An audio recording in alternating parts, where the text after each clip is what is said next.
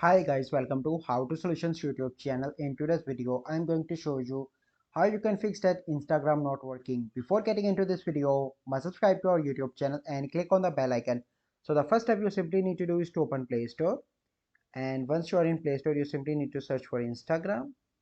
And then you need to update your Instagram. As you can see that my Instagram is up to date. Then you need to go back and go into the settings and go into the app management and click on app list, and here you need to search for the Instagram.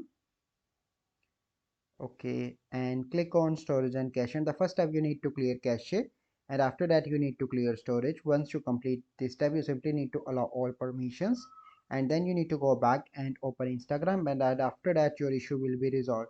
So I hope you find this video helpful. If you find this video helpful, must like this video, subscribe to our YouTube channel for future videos. Well, see you in the next video.